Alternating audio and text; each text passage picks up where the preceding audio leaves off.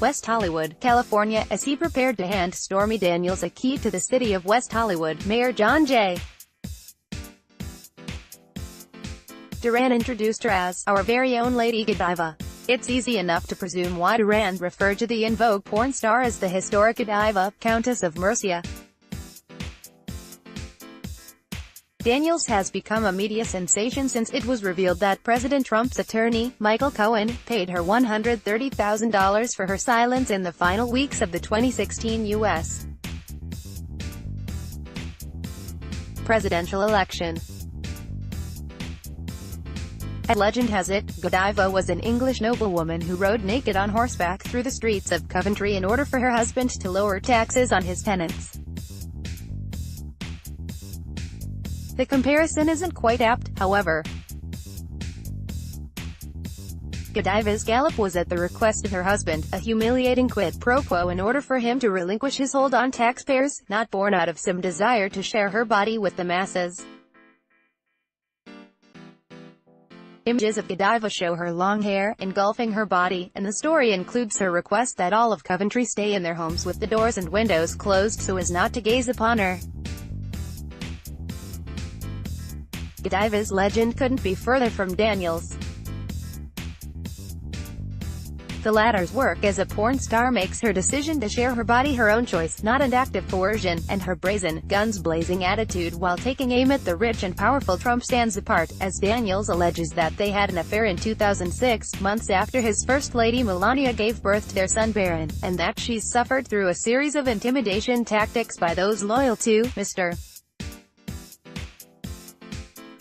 Trump. And far from wanting no one to look upon her, Daniels has been everywhere, eager to capitalize on her moment in the spotlight, from her Make America Horny Again strip club tour, to a feature in Penthouse, to now at press conferences. She receives the key to West Hollywood.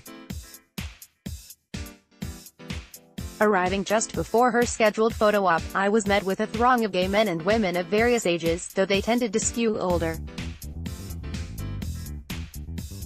Daniels can certainly draw a crowd, and an aggressive one at that, as older people shoved and clawed their way for a closer glimpse, shouting Daniels' name along with other cheeky phrases like, "You're my favorite Republican," "Make America Come Again," "Spank me like you spanked Trump," and "How big is he?" The community of WeHo was founded more than 3 decades ago on the principle that everyone should be treated with fairness and dignity. The community has a history of standing up to bullies and speaking truth to power. Hours later, a huge line formed for Daniels to sell. The proceeds seem to go directly to her, which makes her as shrewd a businessperson as Trump himself.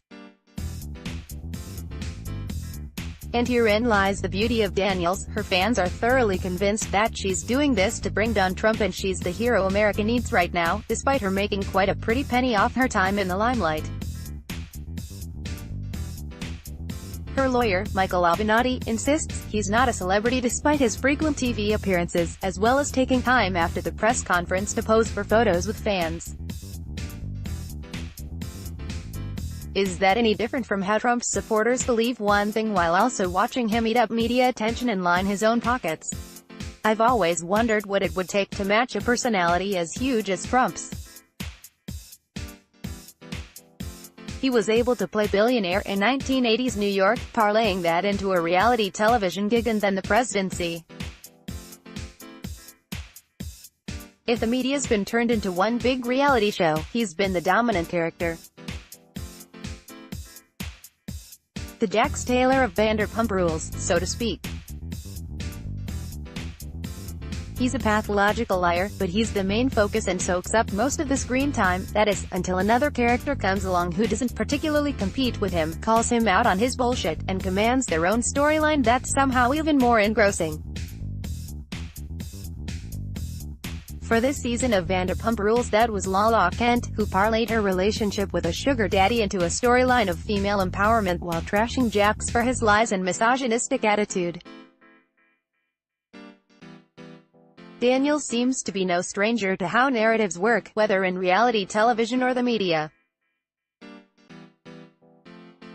Let's not forget that when she had her alleged affair with Trump, she tried to angle for a gig on The Celebrity Apprentice.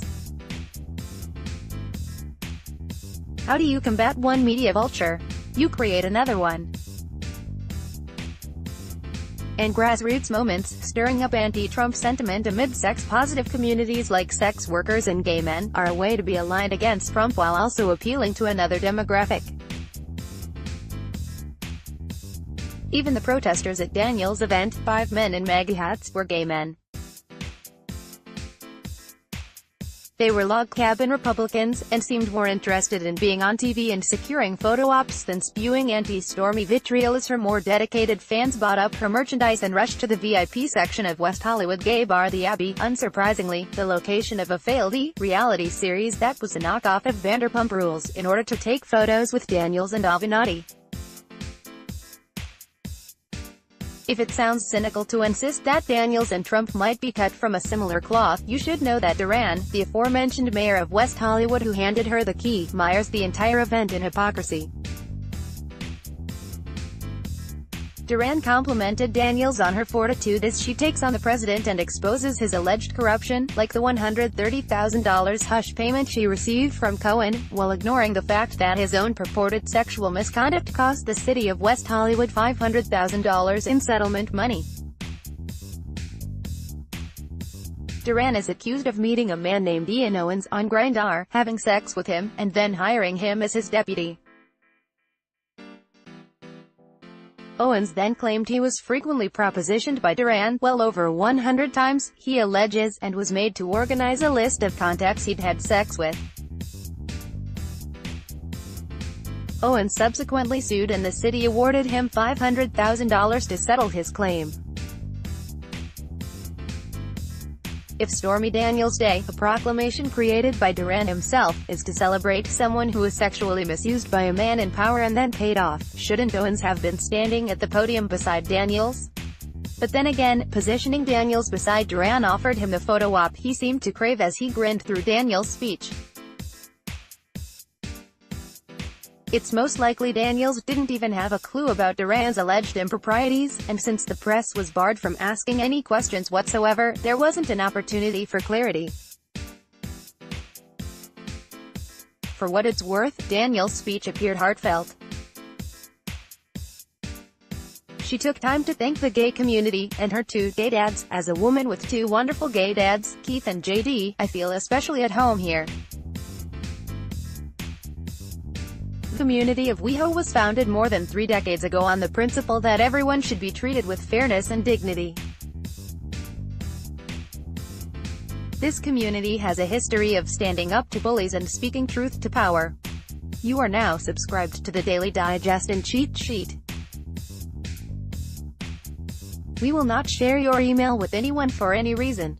If Daniels' event was hypocritical on the part of West Hollywood, at least for her it seemed genuine. She and Avenatti might be angling for all the camera time they can get, but if it's to speak positively about underrepresented communities and call out Trump for his supposed corruption, maybe they're the ones who can finally beat Trump at his own game, and maybe the diva deserves her stage.